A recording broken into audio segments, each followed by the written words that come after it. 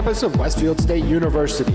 This is 89.5 FM, WSKB, Westfield. Support for the community programming of WSKB is provided by Bay State Noble Hospital, a brand new name for a Westfield institution which is improving the health of our community every day with quality and compassion. Noble Hospital and Bay State Health, better together. Support for the community programming of WSKB is provided by Bay State Dental. Comprehensive dentistry at 14 convenient locations in Springfield, Chicopee, Longmeadow, West Springfield, Belchertown, East Longmeadow, Ludlow, Northampton, Greenfield, and Wilbraham, as well as 29 Broad Street in Westfield. Bay State Dental makes it a priority to help you achieve and maintain the healthy smile you deserve. On the web at baystatedental.com. We thank the generosity of our underwriters. For more information, please contact the Westfield State Foundation at 413-572-8646. George Jones, George Burns, George Bush, George Benson, George C. Scott, George Reeves, George Wallace, George Hallis, George Washington Carver. Hey, good morning. George Delisle here with Pete Coles. Good Monday morning. It's By George, it's Monday. By George, it is Monday. How are we doing today, Pete? So they tell me. Well, you know, all of the indications are there. It's 6 o'clock in the morning and I'm out of bed, so yeah, that's true. Definitely Monday. Anyway, hey, we've got an interesting show this morning. On the line, we've got Joyce Hackett. Joyce is a community activist and an organizer. She's with Common Cause, and right now she's representing a group called Lift Every Vote. And Lift Every Vote is making an effort to get some legislation passed here in Massachusetts that would provide for automatic voter registration. And rather than have me tell you about it, I want Joyce to tell you about it. Good morning, Joyce. Good morning. How are you? Here. We're glad to have you here. So let's dive right in this morning. I've got a couple of co-hosts who are, shall we say, tardy. Yes. And I know they have some questions for you, but just set the stage for me. What is the goal of Lift Every Vote? Well, I started Lift Every Vote after the election, after working for Clinton in Pennsylvania, in my home city of Reading, Pennsylvania, where I have to say I witnessed some really stunning irregularities on Election Day in the way that people voted, one of which was that several people who were dead sure that they had registered were not on the rolls. One woman had moved from Puerto Rico to come to the United States just to vote for Clinton in her first election. She had moved here in June and registered, and she wasn't on the rolls. In addition, the lines were stunningly long, and it took people very long time to be certified when they weren't on the rolls. So a poll worker said to me, "We've never seen anything like this. Usually it takes 3 to 5 minutes to certify a voter, and we've been on hold for 40 minutes each time."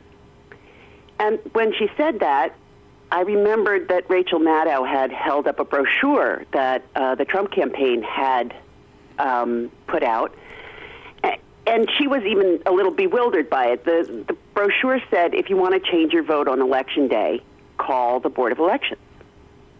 I'm sorry, if you want to change your vote? Yeah, exactly. And I thought, she said, you can't change your vote. And I thought, you can't change your vote.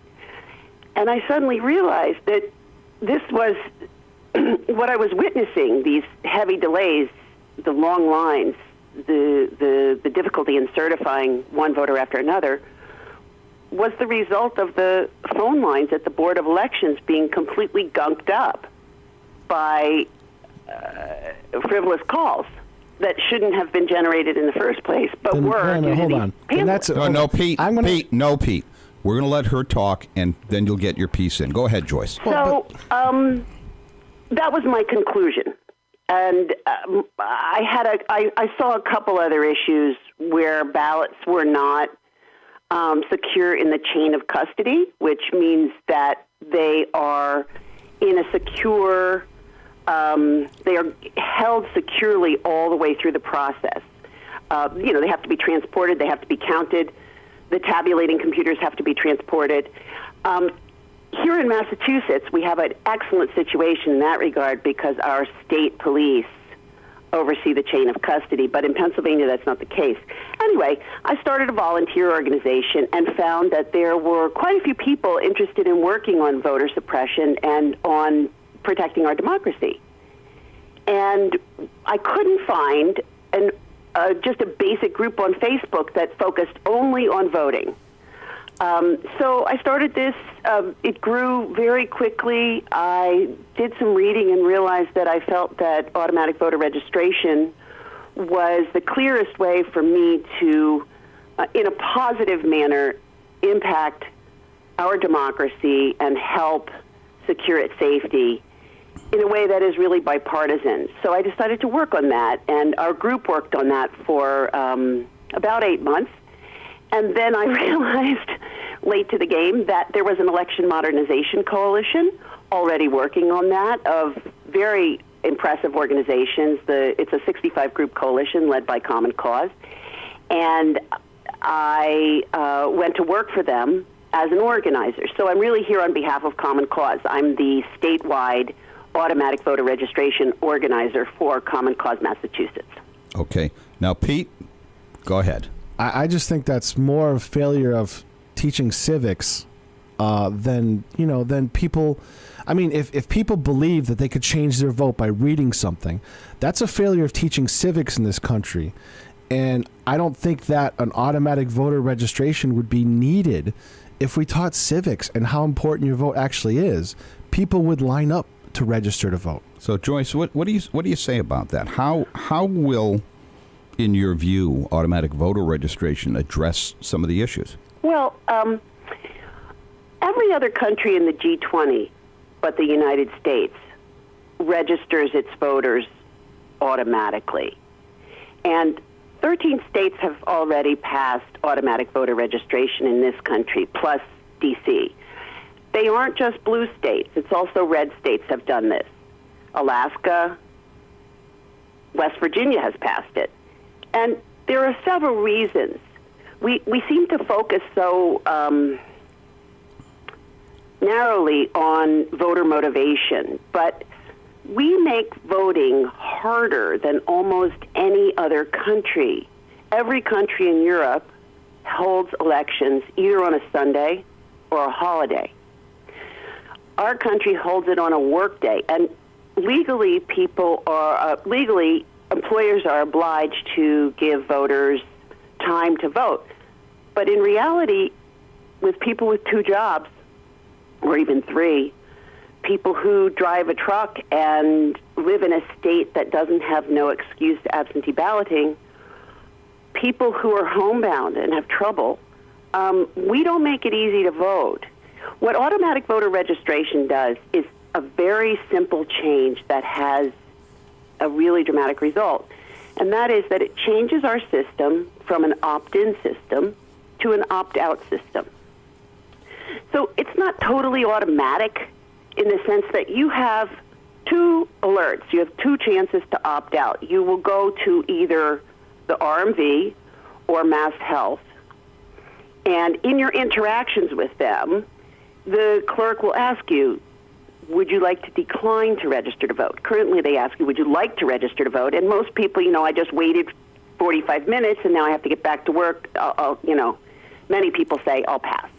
But if you say, would you like to decline to register to vote, you will be registered unless you decline. People are like, sure. Joyce, you brought up several problems in voting of people that are homebound or working or whatever. Why don't you work hard to address those problems to encourage people to let employers let people vote, to have absentee ballots? Why don't we encourage people to do that? Okay, Pete. Well, let her respond, please. Well, let me just follow up with one other thing. I find it very disheartening that everybody shows up for a presidential election and nobody shows up for a state or local election, which affect you far, far, far more than a presidential election. We completely agree, but I have a wonderful statistic for you. Oregon was the first state to enact automatic voter registration. And in their first election, after putting it into effect, turnout went up by 5%.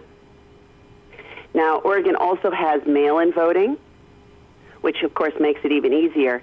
Currently, Oregon has an 86% turnout.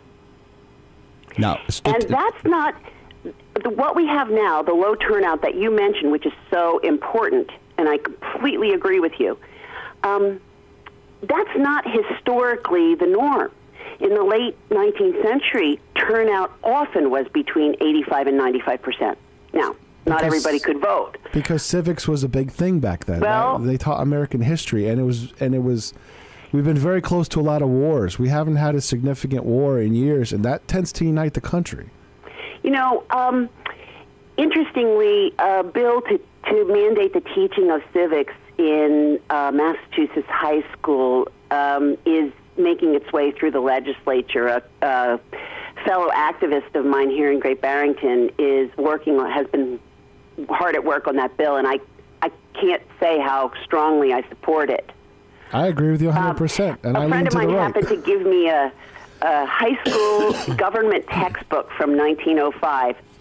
It was what an average college would have as a junior in college in terms of civics. It was amazing. And I thought, I don't know everything in this book. So I completely agree with you about that. But I want to just give you the bigger picture of American voting to make you understand a little bit why automatic voter registration is so appealing. First is 25% of Americans are unregistered. And it's not just a problem of getting registered. So, for example, people who move a lot have trouble re-registering because often they don't have time to do so.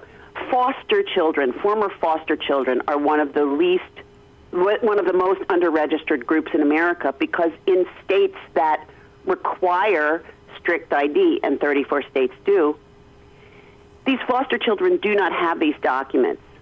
And, you know, their adoptive parents maybe didn't ever. States are asking for people's original birth certificates. And I don't know about you, I'm not the best record keeper, but faced with having to come up with my original birth certificate, I wouldn't be able to do it.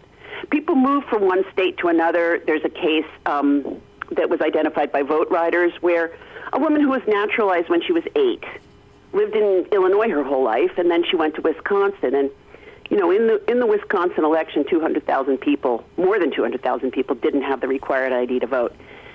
So she was asked by Wisconsin to produce her original naturalization papers, and her father didn't have them. And Wisconsin demanded that she get copies of them, and Illinois said these will cost several $100s and take 2 years.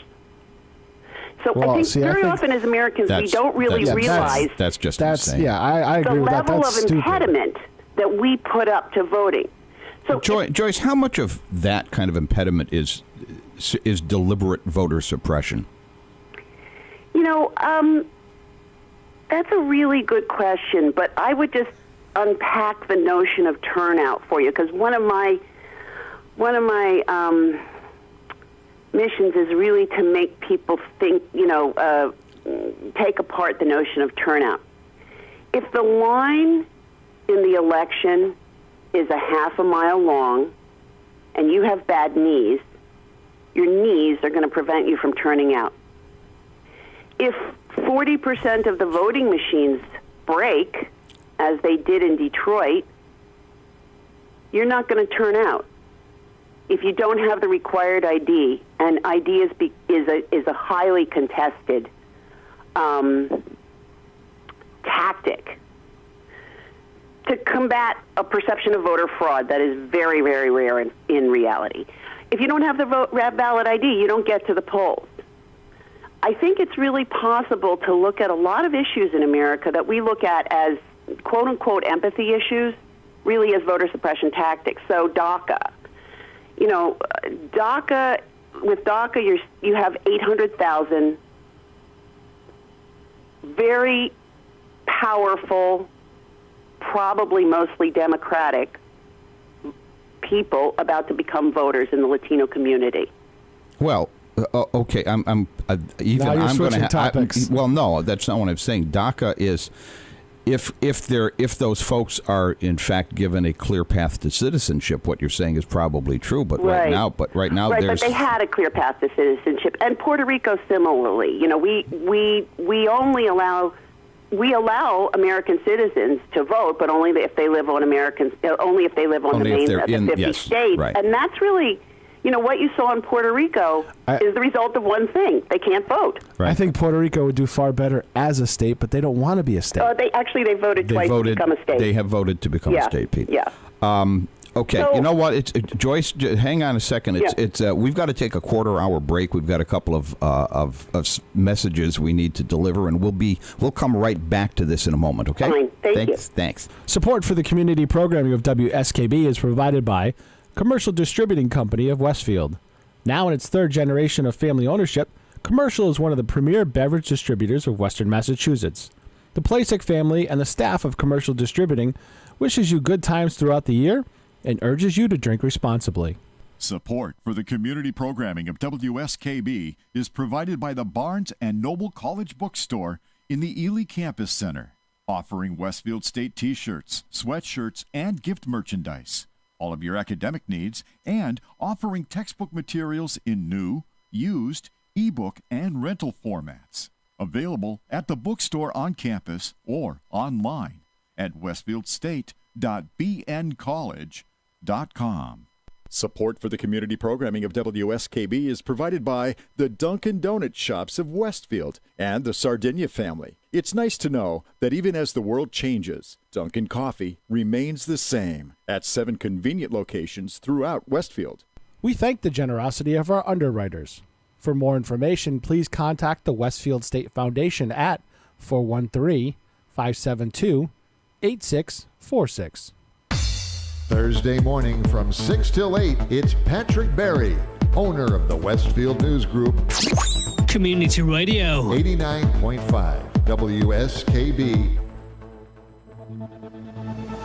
Live from the campus of Westfield State University, this is 89.5 FM, WSKB, Westfield. Hey, good Monday morning. George Delisle back. We've got Joyce Hackett from Common Cause on the phone today as our guest, and we're talking about legislation pending in the Massachusetts legislature to establish universal voter registration and a whole bunch of other voting issues. Joyce, you've presented some interesting stuff. I'd like you to tell me some details about how the Massachusetts legislation would work should we get it passed. But I'd also like to know how does the universal registration address some of these other issues that we've been talking about, particularly voter suppression? So it's not universal registration. Automatic voter registration does not change who is eligible to vote. And, in Massachusetts, people who are in jail are not eligible to vote. In Vermont and Maine, they can. In many states, people who are on parole or probation. In some states, prevent people from voting who have felony convictions for life. However, what automatic voter registration does do for all currently eligible voters under the current law and the current set of criteria is that it gives them the chance to be registered automatically when they go interact with one of two agencies, the RMV and Mass Health. So you go there and you renew your license or you update your information at Mass Health, and the person working there will say, would you like to decline to be registered to vote? If you say no, you go home, and in 2 weeks you'll get a postcard that says, here's your information. Is it all accurate? If it is, do nothing, and you'll be registered. If you want to decline, send back the postcard. If you want to declare a party, send back the postcard. So it gives people who move a lot, military families, renters, also homebound seniors who drop out of the RMV system when they stop driving, it gives them a chance to stay registered and to remain registered when they move within state. The AVR has three main advantages. First, what I talked about is participation. We have 680,000 eligible unregistered voters in Massachusetts. That's like almost two Bostons. And AVR would not register every single one of them. It won't sweep up every single person. There are people who want to be off the grid. There are people who don't want to register because they fear being called for jury duty. Sometimes people are fired for leaving to do jury duty. It's not legal, but it happens in low-income situations. But it will sweep in the people who interact with those agencies going forward. It will also have a second effect, and this is important for a number of reasons. It makes the voter rolls significantly more accurate because voters are mandated to update their RMV, and they're much more motivated to update their mass health because if they don't, they could lose their insurance. You know, the first thing that we think about when we're moving is not, oh my gosh, I'm going to write to my former clerk in my town. And sometimes even when you do that, it's hard to get reprocessed. So the voter rolls being accurate has a really important effect. First is it cuts down the wait time at the polls. It cuts down on provisional ballots, which cost the state a lot to process. You know, when people come and they don't quite have a fix on where they are, they get a provisional ballot. But those ballots aren't counted. It costs the state a lot of money to process them, but also, you know, a number of voters who show up at the polls, who actually do make the effort to show up at the polls, don't get counted. And with AVR, far more of those voters will be counted. The third thing is it really cuts down on returned mail from the state. So for all of these reasons, accurate voter rolls are really critical, and they're critical in another respect. Inaccurate voter rolls are the basis of a lot of confusion about the perception of voter fraud. Voter fraud is a nearly non-existent phenomenon, but there's the possibility of it because many people are registered in 2 states. 1 in 8, Pew Charitable Trust estimates that 1 in 8 American registrations is inaccurate. So there's really room for improvement here. The third thing that AVR does, which is critical this year and going forward, is that it helps secure the voter rolls against hacking. You know, how does it do that? Yeah, that was my question too. Right now we have a static voter roll, which is, you know, compiled in one place. It's a file. With AVR, the voter roll becomes a dynamic voter roll, and it is constantly compared to these 2 databases where, you know, the voter contact data is skimmed off from Mass Health and from the RNB. Sounds like it's making it more exposed because you're leaving all the computers. No, it's a T1 line that's in the State House that is used for no other purpose. It's not even on the Internet. I know what you're talking about because I know the switch that's in our city hall, but that's also that is to me is an unsecure network, believe it or not, because well, that may be to you. I'm an IT to every professional. election expert in the country, including the National Election Defense Coalition, which was, you know, a couple hundred election experts, automatic voter registration makes the rolls more secure. Okay. Let's. You're talking to 2 IT guys here. Well, no. If it's a T1 line that does not have an external, I can see that could be secured in the way we're talking about. It travels over the MBI, which is in a lot of places very unsecure. Okay. You have no idea how insecure our voter rolls are now. I have news for you. You know, the voter rolls. This is. The modernization component of it's not just that it streamlines the process and saves the state money. The modernization component of it puts into effect modern protections. We have no such modern protections now. All over the state, you know, there's an interstate comparer that was designed by Chris Kobach, who's the Secretary of State of Kansas, and he was the one that Trump put in the head of his voter commission, you know. Crosscheck was a supposed interstate comparer. The voter rolls were emailed from the states to this supposed comparer with unencrypted passwords. Literally, Illinois used the password Illinois $2012, Illinois $2014. Who would have guessed that? Okay, you don't need a Russian for that. You need a high school sophomore.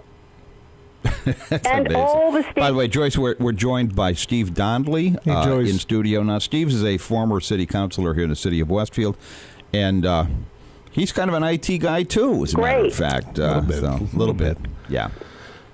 So good job, Joyce, working on this issue. It's how long have you been at it now? Well, almost 2 years now. And is this something that you initiated, or is this something Common Cause started? This is a nationwide initiative. There sits a bill in Congress. Many people, including, the National Election Defense Council, is headed by several former Homeland Security officials, and they made the same recommendation. And so this is a national effort that it is a national effort. 13 states have passed it, plus D.C. But the bill, the bill is in Congress right now? No, the bill is in the Massachusetts State House. It got a favorable vote from the Joint Committee on Elections. Secretary Galvin has endorsed it and really made an effort to help get it through. It has the Senate support. It has a significant amount of support in the House. Only 18, as of today, only 18 House members who are Democrats have not publicly said they support it. So that's an overwhelming number of people on board. The Clerks Association has given it a green light. The clerks being the city clerks, is that right? The election clerks, the town clerks. There's a Massachusetts Clerk Association, and I don't know the exact name of it, unfortunately. But it really has a tremendous amount of support, and it has momentum, too. 3 states have passed automatic voter registration just this year. So when does it come up for a vote in Massachusetts? Oh, that is such the $64,000 question. Thank you so much for answering that. When DeLeo feels like it. We have 50 days left to the session. And there are what have been identified as 8 priority bills. But the AP did a story and said there are 8 big pieces of legislation that remain before the legislature. And the legislature is running a bit behind this year because the Senate had a rather large scandal that took some time to resolve. Yes. So there are these 8 bills. Now, ours is the only one that's federally funded. The implementation of AVR is funded by our federal HAVA grant. That was the Help America Vote Act in 2002. We were given a whole bunch of money that can be used for no other purpose than election modernization. And Massachusetts still has $43 million in an account because our legislators were smart enough not to buy the electronic voting machines. We use paper ballots in Massachusetts, and that paper ballots are the gold standard, and it's the recommendation for every other state to go back to paper ballots. Because hand-counted paper ballots are the only way to ensure that the count isn't hacked. Right. Well, I had that experience just 2 years ago. When I ran for an election, we had a recount. The vote was very close, within 3 votes. And we had to do a recount, and we broke out all the ballots and counted all of those paper ballots. That's the only way to do it. In fact, after our election, the Netherlands, which had been using voting machines, went back to hand-counted paper ballots after seeing what, the interference that we'd experienced. So anyway, we have this HAVA money, and its designated use is election modernization. So the fantastic news is that the implementation won't even cost that much. A Common Cause commissioned a study of other states that had implemented. Some states didn't even have to budget for it because they were updating their software. But most states that did budget for it budgeted about $500,000. And we've got this funding. The bill sits in Ways and Means right now. The only cost that Massachusetts is going to incur is the cost of sending out those postcards. And that's I think, if I'm right, a discussion between the towns and the states. The states were reimbursed for early voting costs, and so it's likely that the states would, the towns were reimbursed for early voting costs, and it's very likely that they would be also reimbursed for the cost of the postcard. But it's not a postcard to every voters; it's just a postcard to new voters and moved voters. So it's really and AVR could really save us a lot of money in the long run because another study, an economic study, put the cost of a paper registration at $3.84 versus an electronic registration. The cost was 3 cents. Joyce, I'm going to ask you to hang on for just a minute. We've got to take a quick station break to identify ourselves. WSKB 89.5 FM in Westfield. We'll be right back. Support for the community programming of WSKB is provided by Westfield Bank. For more than 160 years, Westfield Bank has been an important community presence and commercial leader in the Pioneer Valley. With convenient full banking services in Westfield, West Springfield, East Longmeadow, Agawam, Feeding Hills, Springfield, Southwick, as well as Enfield and Granby, Connecticut, visit us on the web at westfieldbank.org. We thank the generosity of our underwriters. For more information, please contact the Westfield State Foundation at 413-572-8646. He rules the roost on Thursday from 6 till 10. It's Patrick Berry. Community Radio. 89.5 WSKB. Live from the campus of Westfield State University, this is 89.5 FM WSKB Westfield. Hey, we're back. Joyce Hackett is with us break. from Quick Break. That was Pete's patented quick break when we want to get back to the topic. Yes, Joyce, so the vote. this sounds wonderful. And you It answered really- my big question. It's a great idea. Who's going to pay for it? Well, right. And in fact, it's the only one of the big 8 bills that is federally funded. There's no controversy over this bill. There's no objection to it. In some ways, it really is a. There are a few times in life when you can really work on a bill that brings peace. In other words, we've had this big fight over voter suppression, voter fraud, but accurate voter rolls serve everybody. It serves people who are really concerned about non-citizens being on the rolls. AVR is much better at sorting those two. And it serves people it serves non-citizens who don't want to end up on the rolls. Wait a minute. I've got to call you on that one because non-citizens can get driver's licenses in the state of Massachusetts. Well, I don't know if you remember that a couple of weeks ago or maybe 2 months ago now, because time flies, the RMV was closed for a day. Mm-hmm. Right, for the true ID conversion. Yeah, for the real ID conversion. So what happened that day is that the RMV workers were trained how to sort out people's citizenship status. And so now they're newly trained in that. Now, Mass Health, you have to provide a very high bar of documentation of your citizenship status. I think you have to provide a tax return. The Mass Health form asks you 6 ways to Sunday. Are you a citizen? On and on. Because, of course, it's an expensive program, and they want to make sure that it's for actual citizens. RMV has now been trained to check those documents. Okay, so what happens to the people that are already on the RMV rolls that are not citizens? I know that Westfield has different immigration populations, that there are people that are not citizens yet or not even enrolled in citizenship that have licenses. One of the protections that the ACLU is a member of our coalition, as well as pretty much every big social justice organization you ever heard of, the NAACP, League of Women Voters, Mass PIRG, Voter Table, Mass Vote, on and on. One of the protections that the ACLU was careful to ensure is that there will be no look back. So it's not the case that everyone in the RMV system now who is not registered will become registered. It's people who now interact from now on. So you would have to go back and re-register with your license, in which case you would be checked. So in other words, we didn't want to sweep in data that was perhaps inaccurate in the past. So it's from the implementation date forward. Because that'd be voter fraud of a different kind. Well, yeah, but that's not what's going to happen. Voter fraud, I just want to say this.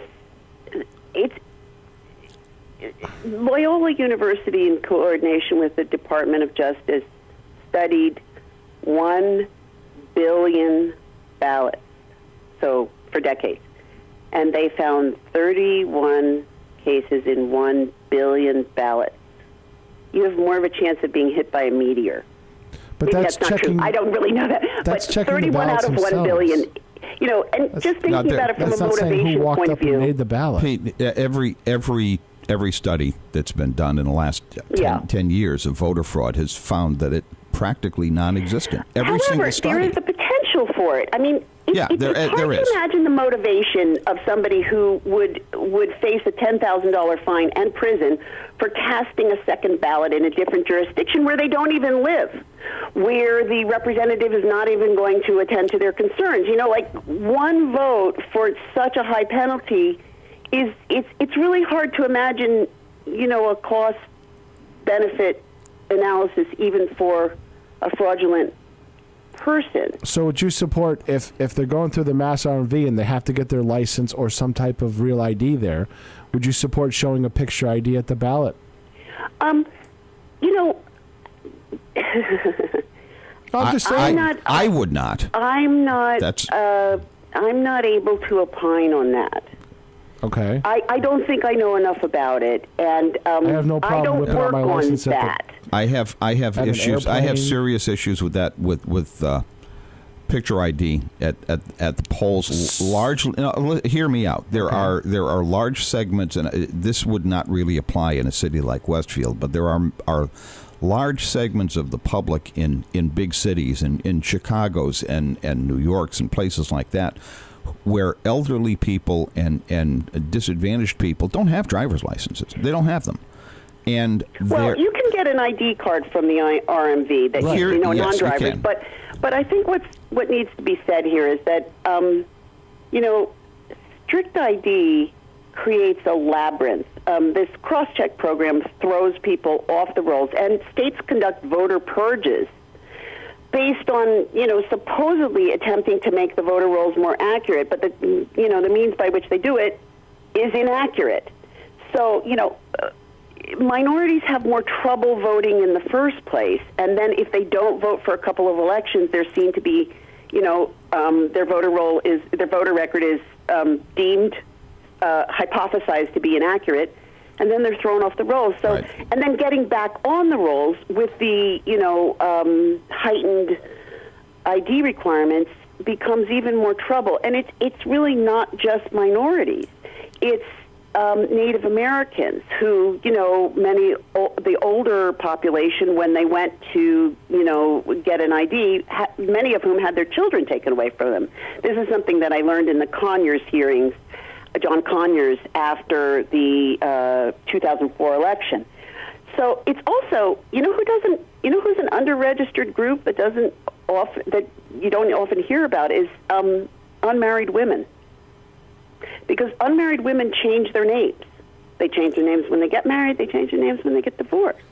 Okay. So they're more likely to have had a change than men, of course. So, it's really not just it's not just the issue of citizens and non-citizens. Many eligible Americans are thrown off the rolls. And just as an example, about 1.9% of America was thrown off the rolls. That's a lot of people. Just since the election, Indiana has thrown off, I think, 600,000 people off the rolls. And that's, there are many states with that same, with a similar statistic. What was Indiana's goal in doing that? Until this administration, the Department of Justice contested infrequent voter purges. So, voters who hadn't voted for a while are thrown off the rolls. Right. And because they disproportionately impact minorities. This DOJ is, as everybody knows, actively encouraging them? Unlike any that we've seen before. All right, Joyce, but that leads back to my original thing. Can you please, yes, your group as a voter registration, bring out the civics bill at the same time as the voter registration bill? They should go hand in hand, because I don't want uneducated voters out there, because that's worse. I hadn't heard of the civics bill. What is it? I so love that bill. Just Pete's idea, or is this something that... No, this is actually this is real. It's not a Pete thing. It's really so important. I wish it was a Pete thing. No, I think they should come out together, because if you have an electorate that's easily swayed by somebody, which a lot of people think is what happened in the last presidential election, then that's worse, because now you have all these uneducated voters out there not knowing what they're doing, not knowing the issues, and voting for somebody just on a popularity contest. Well, then, okay. So now we need we need to mandate a class in telling the difference between reality and fantasy on especially on Facebook. Just Joyce, how does all of this tie together to help the voter suppression situation, or does it? Well, or is it one step at a time? I think automatic voter registration is the single most important tool that we have for fighting registration-based suppression. Now, that doesn't fight access issues. It doesn't fight vote dilution, which happens through gerrymandering and through the Electoral College. Right. It doesn't help count manipulation. It doesn't help intimidation at the polls. Are those problems in Massachusetts? Massachusetts was quite gerrymandered. Oh, we invented gerrymandering. Yeah, exactly. Eldridge Gerry. I think that what we have now is, again, this is not my area. I really deal in voting 101. I mean, I didn't know how to work on gerrymandering. There's a wonderful, wonderful, wonderful mathematician at Tufts whose name is Moon Duchin, who has started a gerrymandering education group at Tufts. Her group teaches average citizens about gerrymandering, and it teaches math teachers and professors how to testify at gerrymandering hearings. She was really the first person who looked at gerrymandering from a mathematical point of view about density. No one had done that before. And so, she's trained now thousands of people in how really to understand gerrymandering. And this is a really, really innovative, revolutionary program, because gerrymandering isn't just something that the Republicans do. The Democrats do it too. So, but that's an issue that I don't understand enough about, and I don't know how to work on. Registration-based, and I would just say not all of it is suppression. Some of it is just poor government. It's just inattention and not being modern. I mean, what Pete's saying is so true. We're so lucky in Massachusetts to have the education system that we have. I think we're one or two in the country, but nationwide, the U.S. is 69th in the world. So if you want to talk about jobs, we're also unhealthy. So you look at, an 18-year-old who comes out of, and I live in Germany some of the time, you look at an 18-year-old who comes out of gymnasium in Germany, and they are super educated and they're healthy. Mm-hmm. Those kids, those young people, are so much more prepared for the workforce than our people are. And, it's the defunding of public education, and I agree about the lack of civics. I think you just drifted into Steve's particular area of interest. Lack of funding for education? Yeah. Yeah. Oh, yeah. Well, that's critical. I mean, you have to have an informed electorate, as we all know. It's more than that. We're dealing with that locally, too. Yeah. I mean, I'm going to get off topic here, but I'm a novelist and I was a creative writing professor for decades. And I can tell you, just in terms of basic education, we've really fallen down, and it's very disconcerting. I really support that civics education bill, but I don't work on it. I have no life. All I do is voting. I think that should be a hand-in-hand thing. I don't think that your bill and that bill should be mutually exclusive. I think they should. I don't think they are. I don't think they are at all. I think that needs there's to be really strong support for both. Made very well to the legislature that they need to come out together. And I have no problem calling my local rep, John Vilas, to say the same thing. I have no problem doing that. I hope that first you'll call your local rep. Who is your rep, by the way? John Vilas. He's on board with automatic voter registration. Oh, I guarantee he would be on that one. He's fantastic. To me, as a conservative, it's a no-brainer, and only in the fact that it's funded, so that it's not more of a burden on the Commonwealth that is facing budget problems right now. Anyways. Well, especially because it could save us a lot of money. Choice. I always hear that in stuff that comes down the road, and then it's like, well, maybe. But the states that have implemented it Are saving money. Showing that. basically, Yeah, you know, okay. have experienced a zero because there are more voters registered. So that costs a little more, Okay. but that's in our interest. So, Joyce, do you get any major opposition here in Massachusetts against You know, no. AVR? The real issue is, I mean, the activists are for that. I'm organizing a letter of the town and ward chairs, city ward chairs, to Speaker DeLeo to ask him to put it up for a vote, and it has over 100 signatures on it already. So what's the obstacle? The speaker just is not interested, or No, the obstacle is that unfortunately our lead sponsor in the House was Peter Kokot, Oh, and good he God. died. Yeah. And so, you know, we're kind of like in the Final Four without a coach. You know, it's a great bill. Everybody loves it. But, you know, squeaky wheel gets the grease. And so, you know, what a lead sponsor does is they count how many people are supporting the bill, and they go to the leadership and talk to them, and they encourage all the supporters to become champions of the bill. You know, it's not really enough to say, I want to vote for this bill. It's, you know, Speaker DeLeo, please put this up for a vote. And that's been, you know, really the message behind all of our work is there really exists the support for this bill. It's a really nonpartisan idea. And, but, you know, there's no one to kind of corral everybody. And so, you know, there's strong support for it even among the leadership.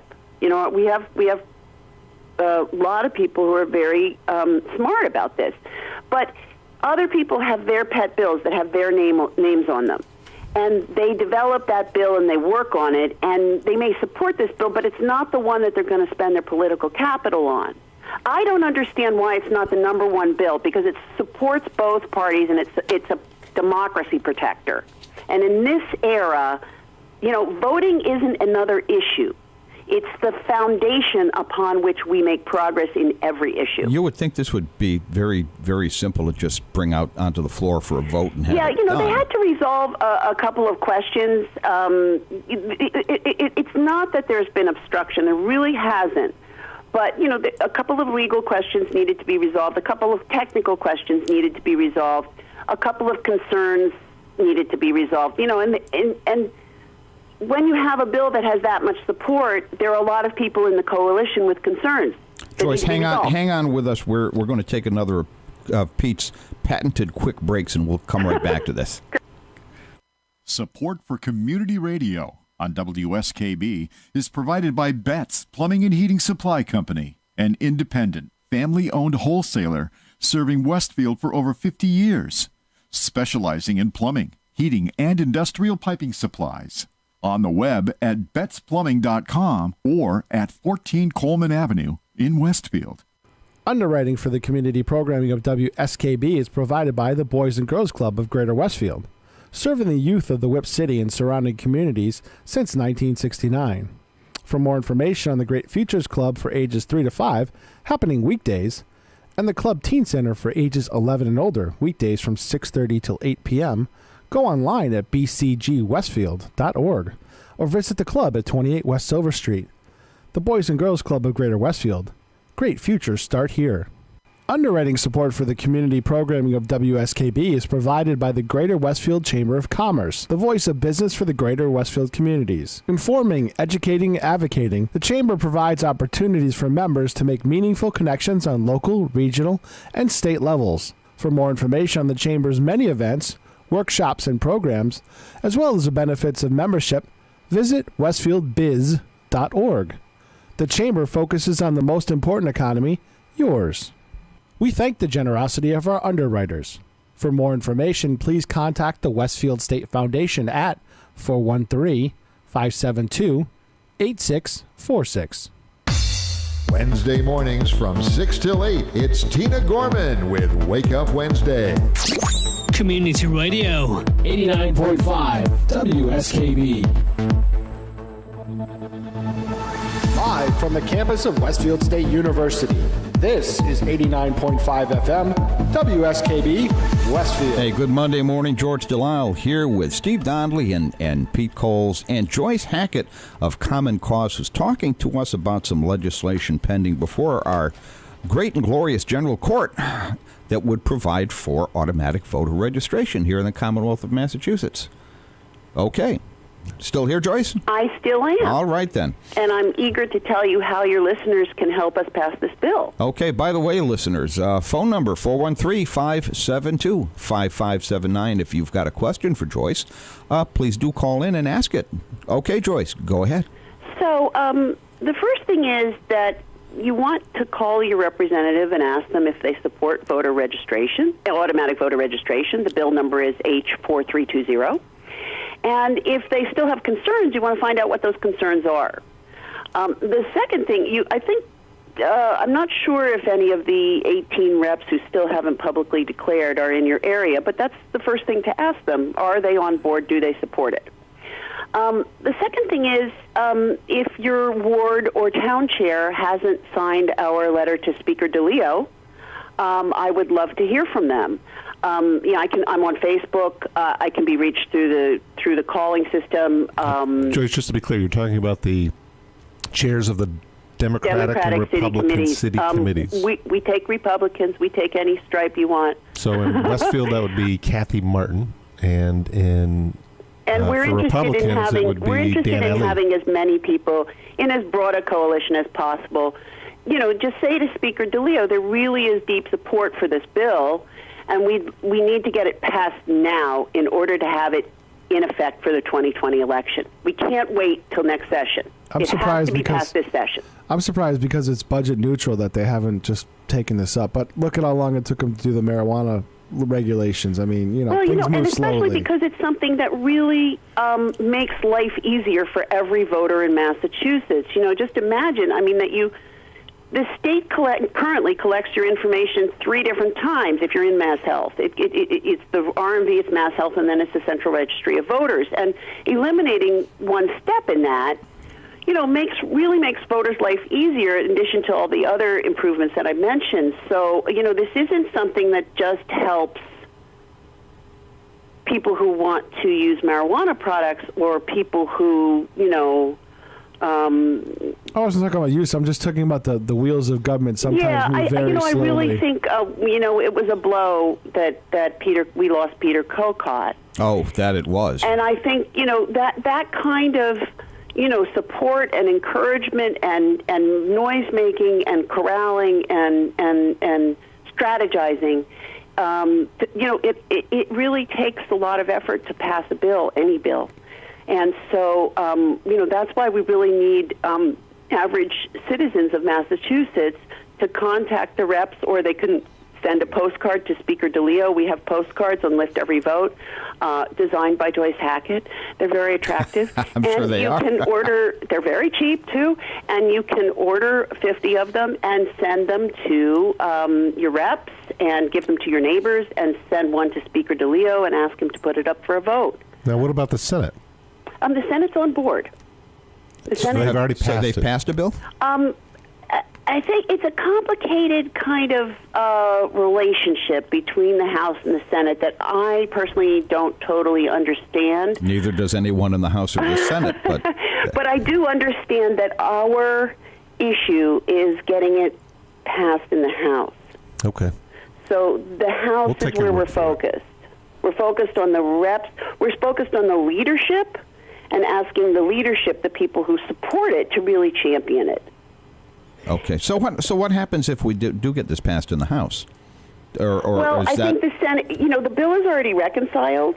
Oh, which means okay. that the House and the Senate, and again, I think it's one of only 2 bills, along with Smitty's dental assistant bill. As far as I understand, I'm not dead sure of this. But in my understanding, it's one of 2 or few bills that is actually now already reconciled. So, they're working on a health care bill now, but they go back and forth between the versions, and I'm not sure that they've settled on the language yet. But with our bill, the language is reconciled. Joyce, I know you have a website where people can go and get more information on this issue and download this nifty report from the Brennan Center for Justice on the case for automatic voter registration. You want to tell people about the website? Yeah, that's right.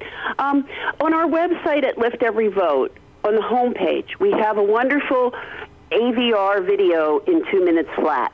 So you can understand very quickly what it is. We also have another video about ERIC, which is the Electronic Registration Information Coalition. That's the one designed by the Pew Charitable Trust. In 2 minutes flat, you can understand that. And we have many resources really explaining the genesis of how this came about, why it's needed in America, what our bill will do, the case for it by the Brennan Center, which is basically the #1 voting think tank in America. It's part of NYU Law School. And, many other resources. Common Cause's website also has a very simplified and excellent, accessible one page on automatic voter registration. So you can go to either site.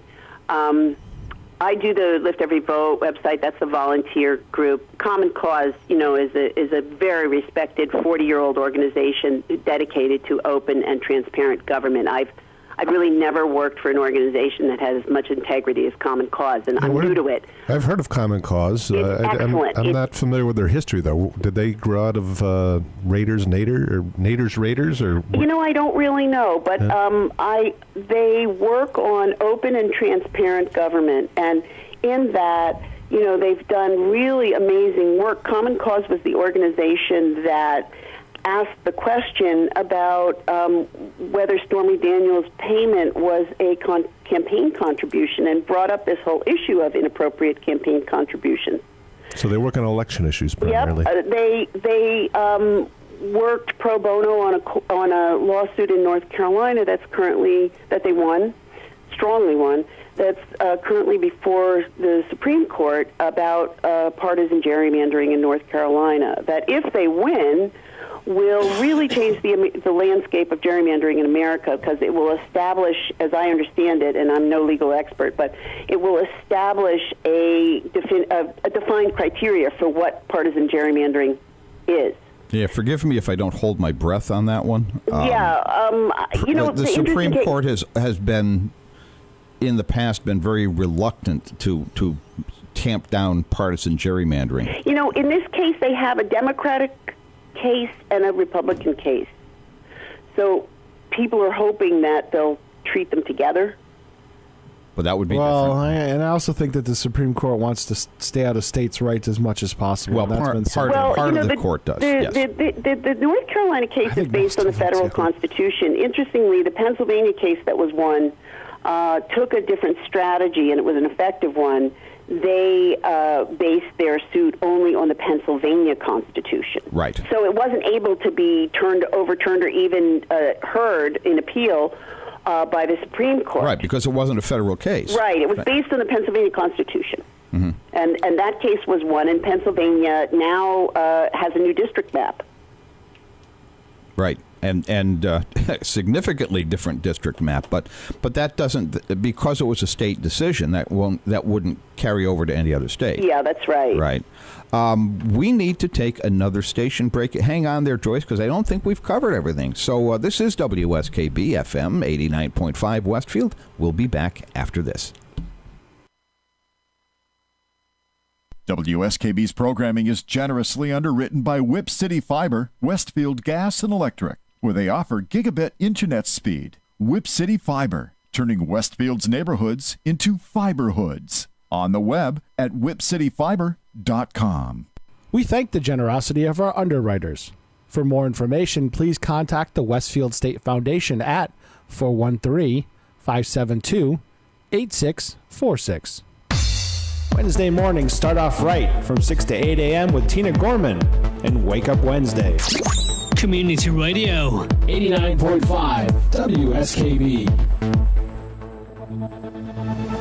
Live from the campus of Westfield State University, this is 89.5 FM WSKB Westfield. Hey, it's 7 o'clock on your Monday morning. George Delisle here with Steve Donnelly, who has just absented himself from the room, but he'll be back, and Pete Coles and Joyce Hackett of Common Cause and Lift Every Vote. And we've been talking this morning about some legislation pending in the Massachusetts House that would provide for automatic voter registration. And so I still want to circle back, Joyce, to the whole... You started our discussion at 6 o'clock talking about voter suppression, whether deliberate or not, that you witnessed yourself in the state of Pennsylvania and Reading during the last election, how does this tie into efforts to end voter suppression? How does this work? Well, I'll get into the practicalities, but just to give your listeners some context, our Constitution does not guarantee the right of every citizen to vote. And in that, we're in the company of Chechnya and Libya. What happened was, we had a situation in which the founders couldn't agree on what the criteria was for voting, and so they kicked it back to the states. And so states have the right to restrict the franchise. And that's brought a bit of confusion in America about whether voting is a privilege to be earned or it's an inherent right of citizenship.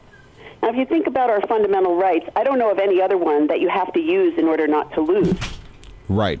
So, Jefferson said governments derive their just powers from the consent of the governed. Now, if we can't consent, the ability to consent or withhold consent really is the fundament of what defines a democracy.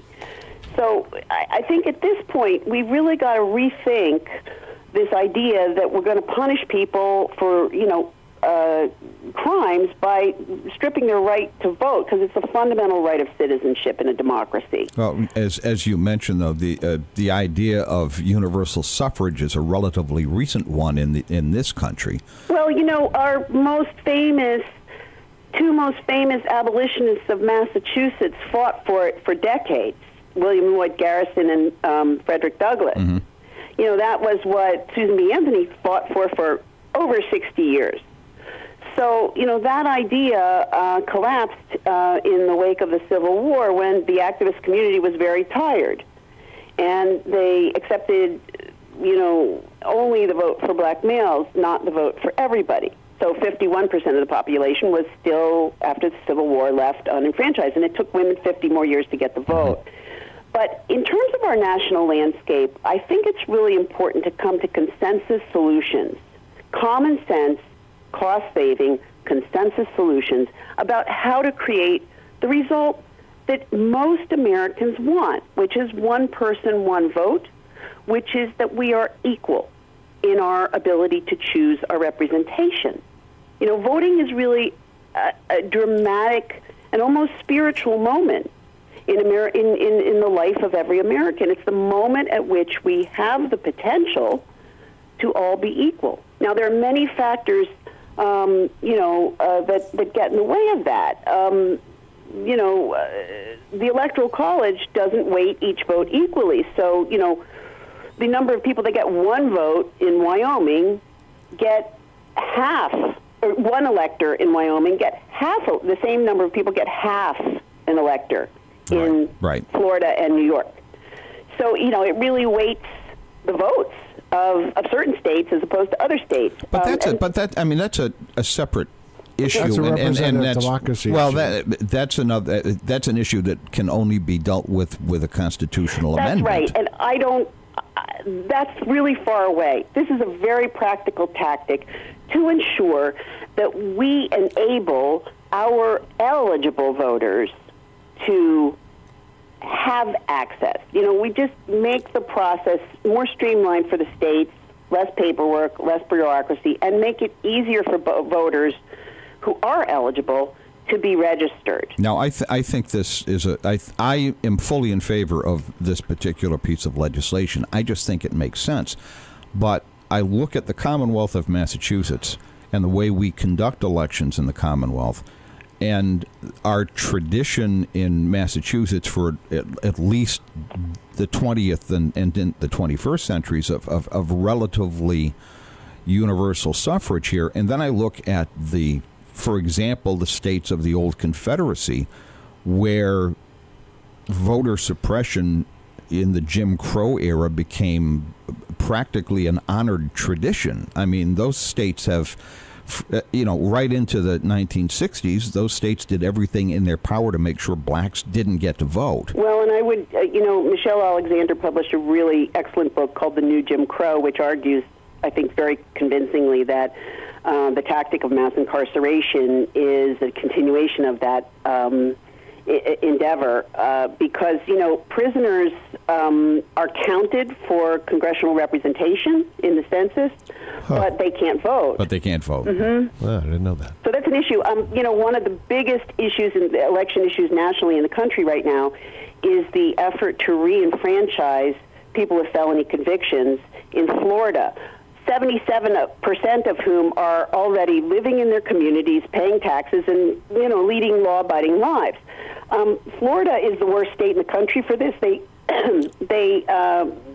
disenfranchise a full 14% of their adult population. Holy mackerel! That's 1.6 million people, and there are 4 states that, including Florida, that permanently disenfranchise people with a felony conviction. And if you understand that blacks and whites have a radically different outcome when they go in for the same offense, you see how racially motivated and associated this issue is. So in Florida, people have to achieve an individual pardon. Like one person has to apply for a pardon and go through a long process in order to achieve their right to vote. It just doesn't make sense for our citizenship, both on a moral way and a practical way, if you want people to reintegrate into society and use legal means to express their opinions and achieve their goals. Voting is the number one way they're going to do that. So it really makes sense for us from a law enforcement point of view, from a moral point of view, and from a fairness point of view, and from a structural point of view, it really makes sense for us to really understand that voting, the ability to vote, and I don't just say the right to vote, I say the ability to vote, because the ability to vote incorporates so many more factors.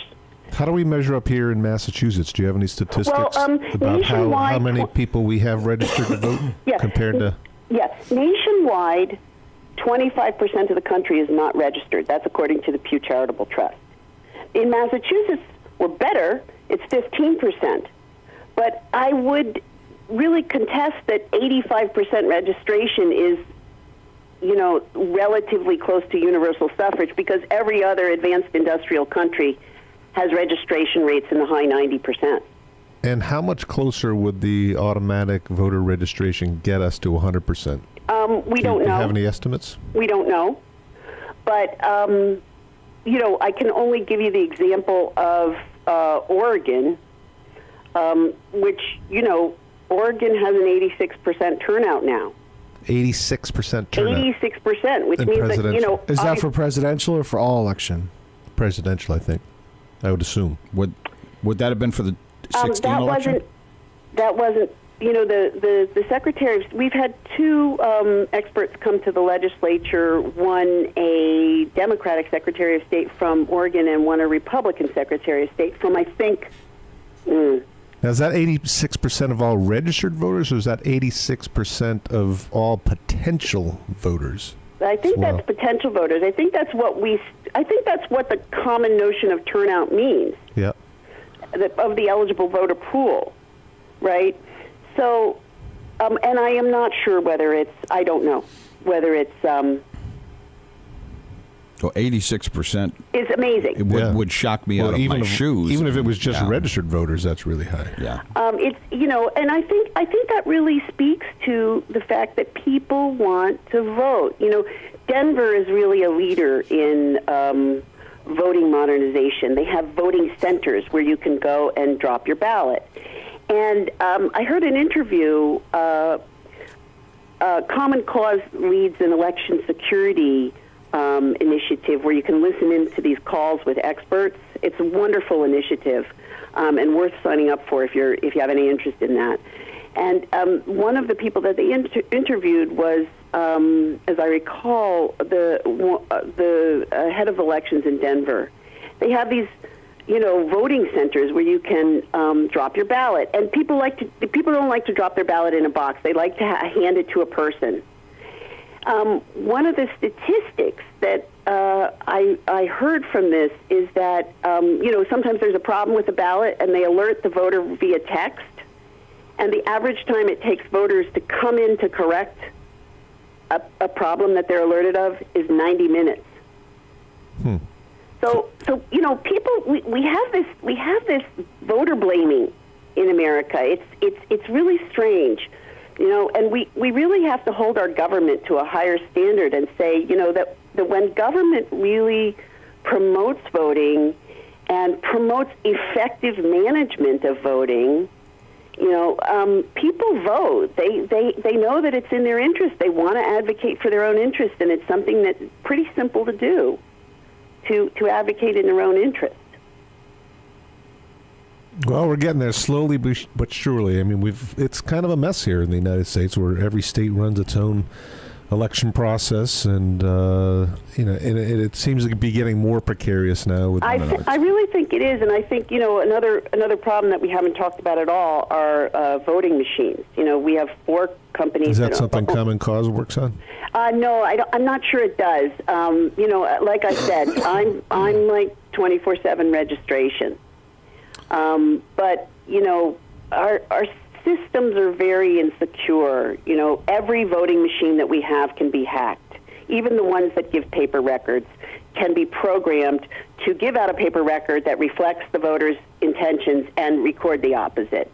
There's a hacking convention that happens every year, and I think last year it's called DEF CON, and last year they took voting machines. And, many of our voting machines are so old that the officials, use 8-year-old software without patches, security patches, and they have to get parts on eBay. That is the current situation in America because we don't fund and have national standards for voting machines. What about here in Massachusetts? Well, in Massachusetts, luckily, we vote with paper ballots, so we don't have that problem. So we're very, very lucky in that regard. We have the gold standard. But we still rely, technically, we still rely on these optical character readers. That's right. We rely on the OCR machines. The counting. Right. I mean, rarely do we rely on the paper ballots unless it's a recount. Except on a recount. But we can have a recount. By the way, in many towns, we do rely on paper ballot. I'm in New Marlboro, and we have hand-counted paper ballots. Smaller towns do. Right. Do they? Yeah. What do you have? The Hey, big, Joyce, I was looking up on the Oregon website, and the statistic that they gave was they increased their registration to 85%. Right. The turnout increased by 2 to 3% per election. I don't think that's correct. That's not what the Secretary of State of Oregon, whose name is Gene Atkins, testified but to. This is actually on the Secretary of State's website. Yeah, they increased their registration to 85%, and they said that the turnout was 2 to 3% more after that. Not my understanding. So I don't know. I don't know how to reconcile that. No, you might want to take a look at this website, Joyce. I will, and if I gave an inaccurate statistics, I apologize. No one is suggesting that you're trying to mislead us. No, that was my understanding based on the expert testimony of Jean Atkins when she came to give a legislative briefing at the State House, which I attended. But I would have to check that, and so. It's just the fact that if they were able to get their registration up to 85%, that's a pretty good number. Well, yeah, I think it really is. I'm not sure that the same level of meticulous studying is now done with I really don't know if that's a partisan issue of record keeping. I know that the record keeping that Gene Atkins was doing wasn't completely followed up upon by the next Secretary of State. I really don't know the answer to that, and I don't want to opine on it. If I'm wrong, I don't want to opine on that. Okay, it is 7:15. We're going to take yet another quick break, and we'll be right back. Support for the community programming of WSKB is provided by Commercial Distributing Company of Westfield. Now in its 3rd generation of family ownership, Commercial is one of the premier beverage distributors of Western Massachusetts. The Plasek family and the staff of Commercial Distributing wishes you good times throughout the year and urges you to drink responsibly. Support for community radio on WSKB is provided by Betts Plumbing and Heating Supply Company, an independent, family-owned wholesaler serving Westfield for over 50 years, specializing in plumbing, heating, and industrial piping supplies. on the web at betsplumbing.com or at 14 Coleman Avenue in Westfield. Support for the community programming of WSKB is provided by Comcast and Xfinity.com, offering Xfinity TV, Internet, home phone, and home security services. Information on all that Xfinity has to offer in the Westfield area is available online at Xfinity.com. We thank the generosity of our underwriters. For more information, please contact the Westfield State Foundation at 413-572-8646. It's Tuesday morning from 6 till 8. Wow, it's Tuesday with Bob Plass. Community Radio. 89.5 WSKB. Live from the campus of Westfield State University, this is 89.5 FM, WSKB, Westfield. Good Monday morning. It's by George. It's Monday. George Delisle, Pete Cole, Steve Donnelly, and Joyce Hackett is here as our special guest. Joyce, we're sitting in the studio here playing with Pete's Macintosh and looking at the numbers from the this is from the 2016 presidential election. Yes. And in fact, the Oregon had after their conversion to this universal this automatic registration, last presidential election, they had 80.3% of their registered voters turn out for that election, which is a pretty high percentage. I mean, that seems to be bearing out what you're saying about the result. Yeah, and I think there's been a bump really in registration, significant bump in registration. You know, it doesn't all happen in the first year. Right. Because it doesn't look back to people who are already in the system. But as people continue to interact with these agencies, it registers more and more people. And one of the things that Oregon, one slide that I really remember that Gene Atkins brought up was who does this sweep into the system? Because people don't register differently with automatic voter registration. They break down into the exact same percentages of categories, so Democratic, Independent, no party, Independent, Republican. They register the same way. So it doesn't change the, kind of political impetus of the electorate. It doesn't change who's eligible. It doesn't change how we vote. It doesn't change how we're counted. Joyce, we have a caller. Somebody would like to talk to you. Hi, good morning. Who's this? It's our good friend Rusty. Rusty. Rusty. How are you? Terrific. How you doing, buddy? I'm fine. Good morning, Joyce. Good morning. I'm all for this automatic voter registration, but great. I'm thinking that if enacted, should it be automatically everybody become non-affiliate? My only thing is, as was pointed out earlier by Pete, I think there's a lot of people who simply don't know. They're not educated. And also was pointed out that a lot of people vote among party lines, or they're voting for name recognition and all that. And, I mean, I don't know. What's your thoughts on that? Well, again, that's not my area of expertise. But I do know, just as a civic-minded person who's worked in many elections for 4 decades now, I think everybody who has ever worked an election has stood on a street corner with a clipboard getting fallen arches as they ask one person after another to fill out a paper form. And it's really, I think it was Raymond Chandler who said that chess is the biggest waste of the most elaborate waste of human intelligence, except to be found anywhere except in an ad agency. Well, I would revise that to say that voter registration, paper by paper, person by person on street corners, is the single biggest waste of human intelligence. And once you release the civic-minded people, the active people, the people who work in elections, and I mean from both parties, once you release us from that labor of registering voters one by one, I think that whole community has a lot more energy and time to spend on voter education. No, Joyce, let me make sure I understood what you said about the process. So if somebody goes to the Registry of Motor Vehicles, they apply for a driver's license or whatever. Now the way the Commonwealth works is their citizenship is going to be checked 6 ways from Sunday as part of the Real ID program. That's right. That's a federal law. Right, and then they're going to be asked if they wish to opt out of voter registration. Right. That single change of instead of being asked, do you want to opt in? Mm-hmm. Do you want to opt out? So and, the result. they're unless they declare a party, they're automatically going to be registered unaffiliated? No. Yeah, unless they declare a party. So they're going to get this postcard in the mail. They're not registered right away. Okay. They ask you, would you like to opt out? And you say no. So it sort of uses inertia, people's inertia, to get the result that you want. Then they get a postcard 2 weeks later that says, here's your information. Is anything incorrect about this? If so, please send back the postcard and correct it. Would you like to define a party? If so, please define a party. Would you like to opt out? If so, please opt out. You know, there's a box to check for each of those things. Okay. So people have a second alert and a second opportunity to opt out.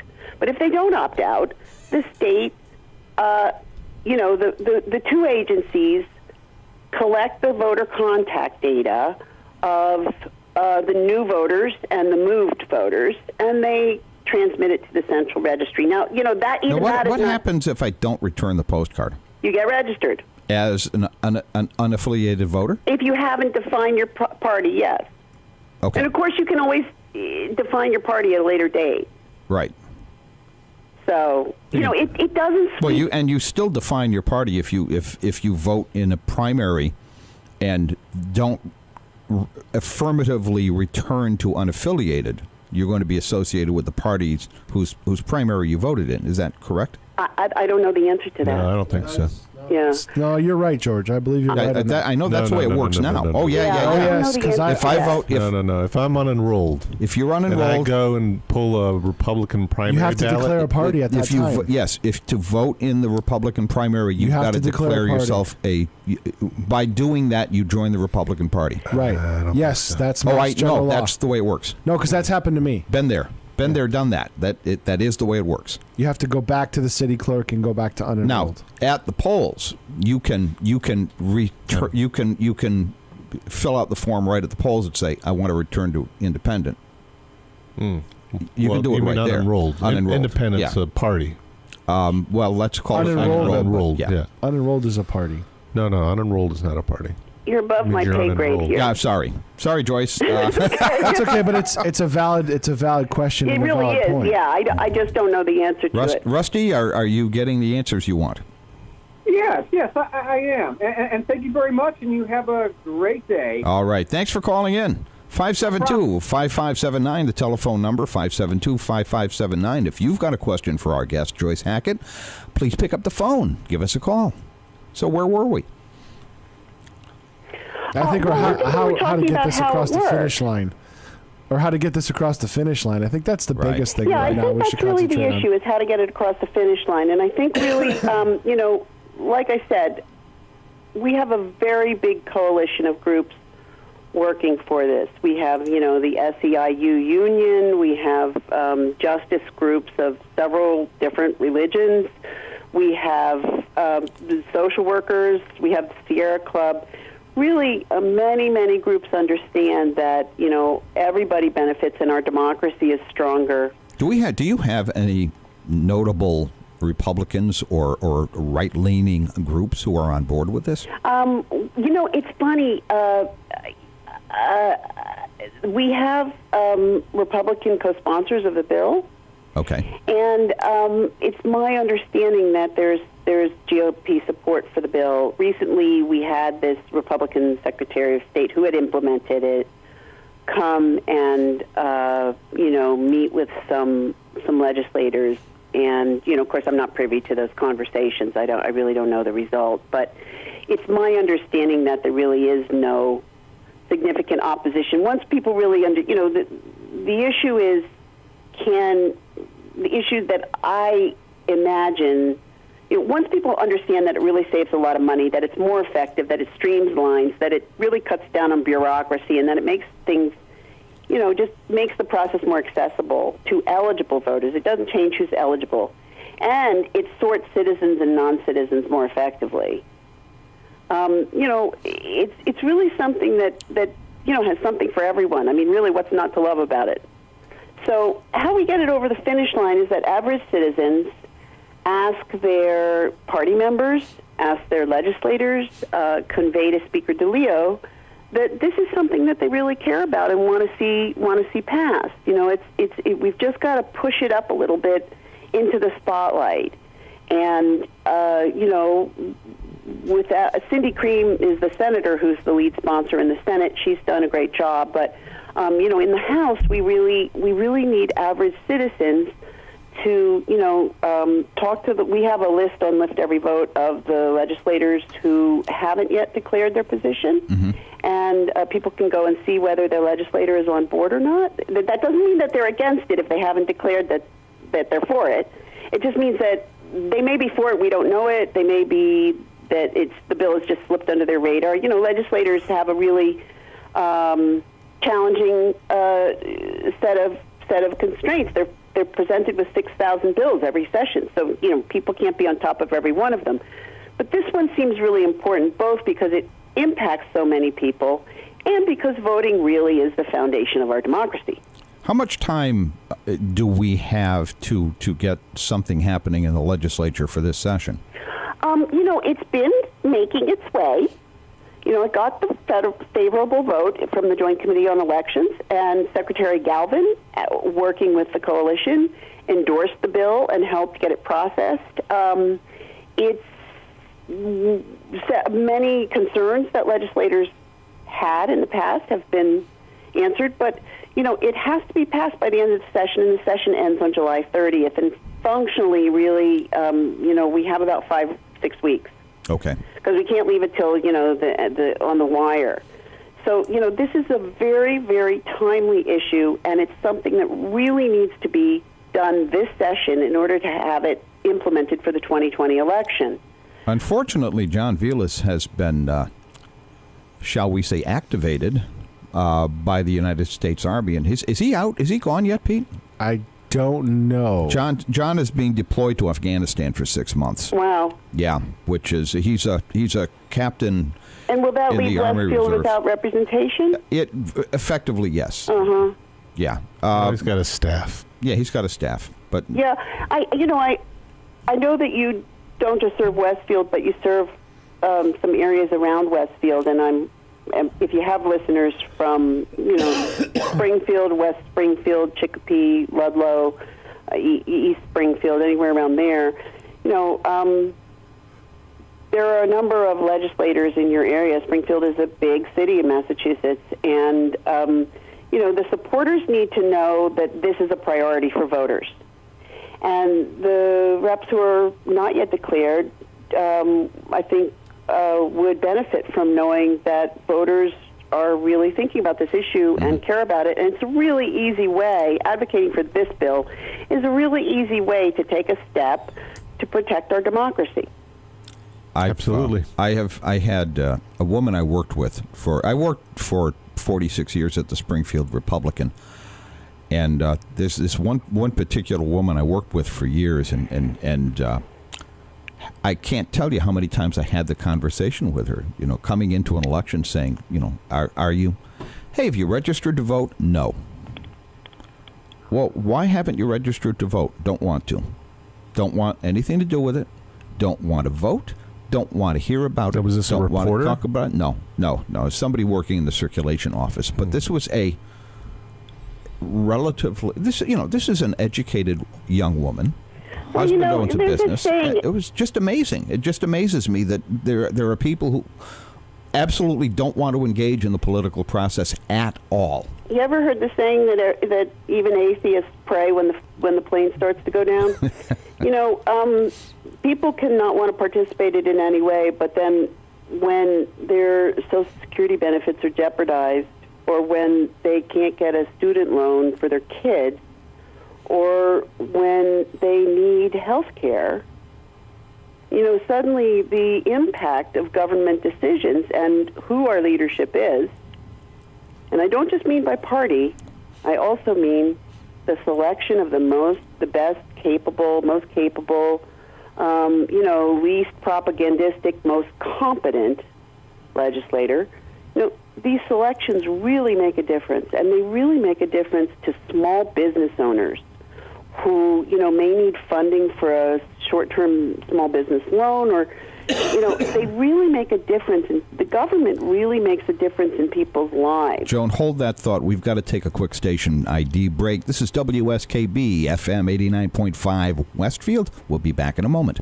Support for the community programming of WSKB is provided by Westfield Bank. For more than 160 years, Westfield Bank has been an important community presence and commercial leader in the Pioneer Valley, with convenient full banking services in Westfield, West Springfield, East Longmeadow, Agawam, Feeding Hills, Springfield, Southwick, as well as Enfield and Granby, Connecticut. Visit us on the web at westfieldbank.org. We thank the generosity of our underwriters. For more information, please contact the Westfield State Foundation at 413-572-8646. Discussions of local politics, events, happenings, and miscellany potpourri. Ken's Den, Tuesday, 8 to 10. Live from the campus of Westfield State University, this is 89.5 FM, WSKB, Westfield. Hey, by George, it is still Monday. George Delisle, Pete Cole, Steve Donnelly, and our special guest is Joyce Hackett from Common Cause, and we've been talking all morning about automatic voter registration and and a bill pending before the Massachusetts legislature that would make that a reality. I just want to mention that on our website, which is lifteveryvote.net, we have an AVR in Mass, with the hashtag is AVRINMA, so you can retweet stories about it. We have buttons that show you, you can look up who your legislator is. You can look up whether they're on board. You can learn, what's the best way to advocate with that legislator. You can learn how to make an appointment and talk to them if you've never done that. We help people by answering their questions about the bill before they go in to talk to their legislators. So we're the volunteer organization. Common Cause really leads the intellectual heft of it. They're a real nonprofit. Lift Every Vote is working to support that as volunteers, but we really try to make voting advocacy easy for average citizens, and average citizens can really make a difference. So if you go on lifteveryvote.net, you will find every piece of information you could possibly want about the bill itself, about what it contains, about how it works, and about how you can make a difference. Yeah, I have to recommend this this paper from the Brennan Center for Justice. It's a tad lengthy, but it's well worth a read. There's a lot of good information. Hey, Joyce, I'd love to make it not a law, but a societal norm that if you don't vote in an election, you can't complain about the government. It was a rule in my family since I was 10 years. Since I was 16, they said, as soon as you're eligible to vote, if you do not vote, you can't complain about it. You don't get to complain. I think that would make a lot of family Thanksgiving dinners a lot more peaceful. It would also shut down half of Facebook. You're correct. Yeah. I really hope that everyone who's complaining on Facebook is also, or chatting on Facebook. I don't mean to put it down. I'm addicted to it. And I do a lot of my advocacy on Facebook. We have a Facebook group. It's Lift plus Every plus Vote. And, we post a lot of general voting information, voting stories, and also updates on our Massachusetts campaign for automatic voter registration. But I often really like to just ask the question, what are all you people who are discussing, how much you don't like this or that aspect of the government? What are you guys doing to work on it? Because I think sometimes we have this idea that someone else should do it. Someone else should take care of it. We've come to it's disheartening to me that we've come to a society that everybody expects government to do everything for them, but they don't want to do anything in return to support the government or to elect the government. That may be true, but that may be a part of it. But I think also voters are also a little concerned that their representation may not be as responsive as they need it to be. Sure. You get a multi-term, you get a long-term senator or congressman, right? That runs unopposed. Yeah, not only some that, of them but don't answer phone calls from constituents is something that I would never have imagined, but I've learned. Mm-hmm. So it's really, it's a handshake. We really have to, press our legislators and our representatives to really represent us, and that's something that people do change when they're challenged. We all change. If you're not registered to vote and you're not motivated enough to go to the polls, then essentially you've already surrendered. You said, okay, do whatever you want. The people that AVR, according to Gene Atkins, the former Secretary of State of Oregon, the people that the big groups that AVR registered were millennials, rural people. Oh yeah, I can see that. Minorities, and then people who move a lot. So I live in a really rural situation, and I can tell you that people have confusions about their registration, and if they're not dead sure they're registered, they're much less likely to drive. Sometimes they have to drive a half hour to get to the poll, and November can be snowy. So, making sure that people pretty much know that they're going to be registered is important. And for millennials, it's especially important because they look at the federal government and they say, 90% of jobs I apply to online. I apply to college online. Right. I talk to my friends online. I pay for coffee online. I pay my friends back online. I date online. And I can't register to vote online. I got a problem with that too, but that's a different topic. Yeah, that's a really different conversation. Pete has a problem with a lot of things. No, I don't. I see the kids. I see the kids go by the window of our studio every morning, completely sucked in their phones and not interacting with anybody. Well, what if they were reading a newspaper? Would you have a problem with that? Yes. Well, and I want to say that, I want them to buy a real paper. Right? Yes. One thing that's really great about this election is that a whole lot of women are running. I think, one of the reasons that voters get so disaffected is that their representation doesn't look like them. And I think, we have to develop also and really keep in mind a concept of fair representation, which is, women deserve half the legislative seats. We're half the populace. Right? And we don't have that. And I'll just remark as a complete aside that has nothing to do with the voting. All three of you are men, and every voice on your station identification is a man. And if I heard that driving not arguing with you, and you're absolutely right. Normally in the studio on this show, I have at least one woman, frequently two. Good. Unfortunately, the young lady who is one of my normal co-hosts also works at Bay State Medical Center as an anesthesia technologist, and apparently she got called into work late last night. And you have me, which is and fantastic. I have you. Yes, but that's right. Every single person who identifies your station is a male. And if I heard that on the radio, and I lived in Westfield, and I returned that station... You hear that, Pete? We got to get Jillian to do some station IDs. I would like to hear a woman's voice identify the station as well. I think you're absolutely right. Okay. We started in the student side. There's a lot of female only shows. So on the overall, but unfortunately, when I'm the only person that's here every day, I'm the only person that does the cuts. You got to break out Patrick's daughter ID. And this is let's go back to voting. I had to just interject. No, fair enough. But this is a college. This is a college and community radio station, so the dynamic here is just a little different. Right. Everybody's a volunteer. Well, Pete gets paid something because he has to be here. Yeah. Mm-hmm. Yeah. But the rest of us we're all volunteers. So great. Yeah. Anyway, so you're led by who is motivated. Actually, that's kind of a long story, but what it comes down to in Westfield is if you make eye contact with the wrong person, you find that you've been volunteered. He shall go nameless. Yeah, he shall go nameless. He who shall not be named. He's on tomorrow morning at 6:00. Oh, okay. Under the no good deed goes pretty much unpunished theory. But I'm just going to tell you the statistic that I'm reading on your website of Westfield State University. Mm-hmm. 53.6% of your students are female. That's right.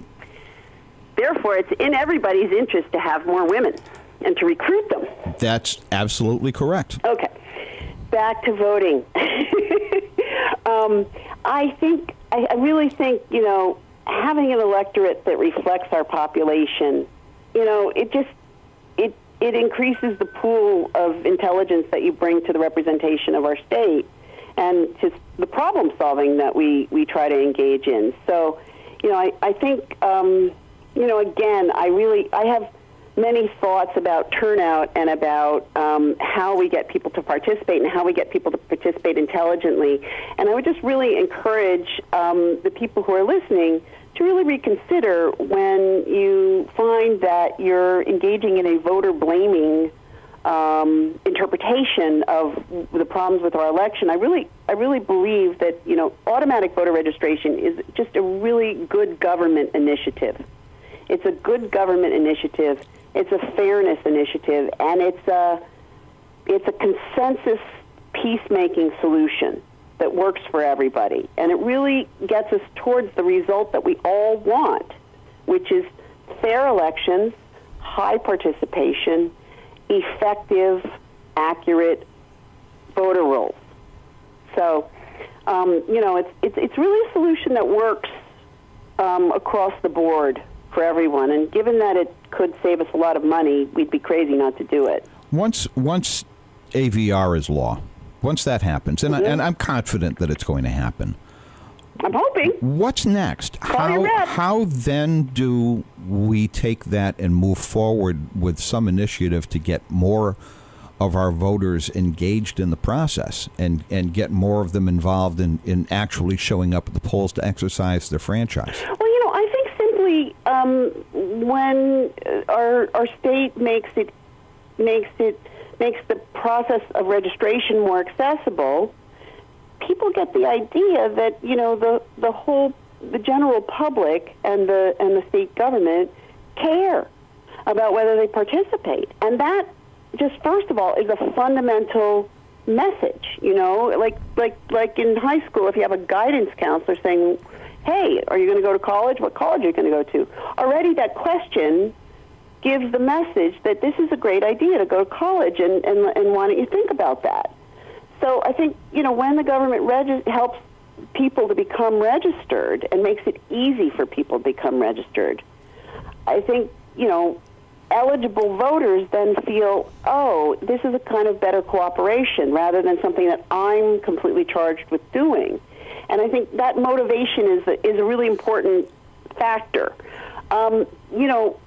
We have a pretty good system here. I do think we need more civic education, and I think we need representation that reflects our populace. And so I think we really need to think about, only 25% of our legislature is women.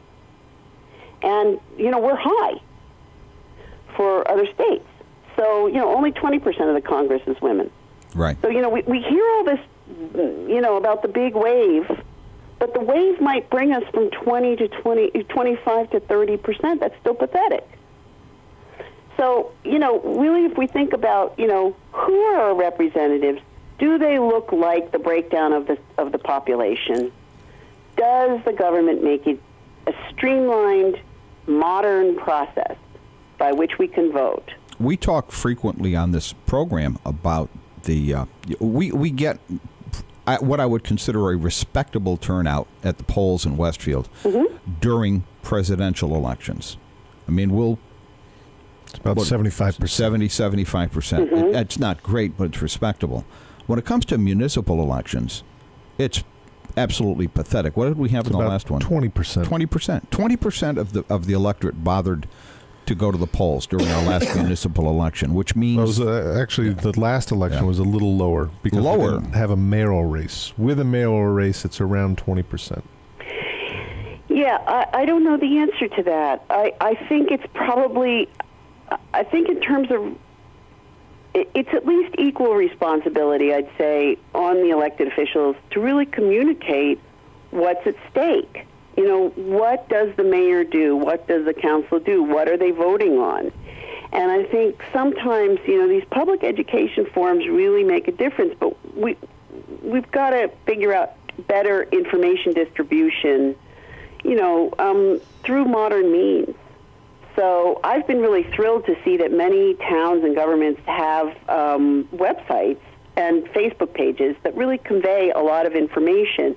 And I think the outreach needs to continue to get better. I think part of the paradox is the problem may not be too little information. It's too much information, too many distractions, and it's hard for people to really pay attention to what's going on at the local level when they're getting all kinds of information, from every kind of resource imaginable. So it's... Well, hang on to that thought, Steve. We're going to come. We've got to take one final break, and we'll be back to wrap up. Pete, let's take a break. Support for the community programming of WSKB is provided by the Barnes & Noble College Bookstore in the Ely Campus Center, offering Westfield State T-shirts, sweatshirts, and gift merchandise, all of your academic needs, and offering textbook materials in new, used, ebook, and rental formats. Available at the bookstore on campus or online at westfieldstate.bncollege.com.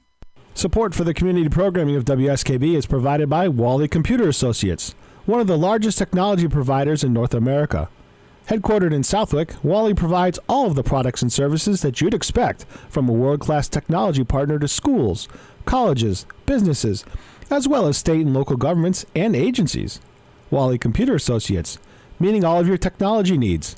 On the web at WCA.com. We thank the generosity of our underwriters. For more information, please contact the Westfield State Foundation at 413-572-8646. Discussions of local politics, events, happenings, and miscellany potpourri. That's what you'll find on Ken's Den, Tuesdays from 8 till 10. Live from the campus of Westfield State University, this is 89.5 FM, WSKB, Westfield. Bye, George. It's still Monday for a little bit longer. George Delisle, Pete Cole, Steve I think it's Donnelly. Monday all day long. It's Monday all day long. After I leave it, when I walk out the door here, it's Tuesday. That's it. I'm done. Are you asleep until tomorrow? With any amount of luck. Okay. No, I have. I have a chartering. I will be working very hard for the next couple of weeks on my own campaign, which Joyce is not a government thing. I am running for seat on the Kiwanis International Board of Directors. I will. I told him politics is politics. Yeah. When's that election, George? It is 2 weeks from Friday. Oh, wow. In sunny Las Vegas. Coming up. Yeah, it's coming up fast, and I've got a lot of work to do between now and then, but be that as it may. Also on Wednesday, if anybody cares, we will be chartering the brand new Kiwanis Club of Northampton, Massachusetts. Nice. And, looking forward to that. We got our big charter night. And so what's entailed with that? Big dinner? Big dinner, presentation of the charter to the club president by the Kiwanis district governor. The usual club speeches and stuff like that, but good opportunity for started right in Northampton. Yes, yeah, nice. Yes. Did they ever have a chapter before? They did. It's been gone for years. The last Kiwanis club in Northampton folded, I believe, in 2002, and it only lasted 2 years. It started like in 2000, folded in 2002. The previous club was chartered in 1918. Went out of business in the 90s. So we're very excited about bringing Kiwanis back to Northampton. We got a really great group of people in that club. Not counting myself. I'm not one of the great people. I'm just somebody. Anyway, the guy who started it, and the guy who's going to get out of the way and let them run it as quickly as possible. So Joyce, we obviously there's some work to do between. In the next few weeks, if this is going to come forward in the current legislature, huh? Yeah, that's right. I think I'm really hoping that every listener today will call up their representative. Like I said, you can look it up, who your representative is at lifteveryvote.net, and you can also look up whether they've publicly declared whether they're on board with H4320, the automatic voter registration bill. And, people need to understand you don't need to be an expert to advocate for the bill. You can just say, listen, I really support this, and I hope you're working to pass it. That's enough. Well, I have some friends in the legislature who are in districts other than my own, And I've talked to one of them, and I'm going to talk to a couple more, and at least let them know that I'm really interested in seeing this go forward.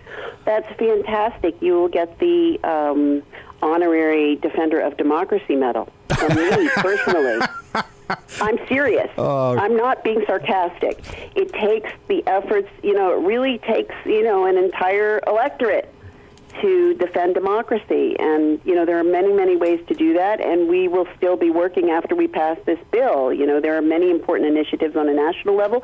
And in Massachusetts, we have, further work to do, especially in handicap accessibility and in passing more effective recount laws. We need risk-limiting audits that increase the number of ballots that are examined as the margin of victory decreases. Mm-hmm. So, the closer the election, the more ballots you need to check to make sure that the result is accurate. And only 2 states have that right now. Colorado and Rhode Island just passed it. Really? And so, we really need risk-limiting audits as well. And I don't know what the Modernization Coalition or the Elections Coalition will pick as their next initiative, but this is something that really has gained a lot of attention now since this election. Many universities have begun to have a computer science, combination of computer science and political science departments that look at how elections are run and whether they're being run transparently and effectively. Mm-hmm. One of the best is Alex Halderman at University of Michigan, but there are others. Stanford supports a great organization called verifiedvoting.org. I don't think they support it, but many of their computer science people have worked with it. And if you go on verifiedvoting.org, you can look at other people, if you talk to people in more difficult states, can look at how they vote county by county and what the machines are. So that's a really important initiative. And in Florida, the Second Chances Coalition, working to reenfranchise, they're having phone banks regularly now to let people know that the reenfranchisement effort is on the ballot in 2018, and just to, inform them about it. That's something that every Massachusetts citizen could do. So we're really hoping that people will just, make the call to their rep to advocate for automatic voter registration. And if you're someone who likes to have social events, you can have a postcard party. There's instructions about how to do that on our site.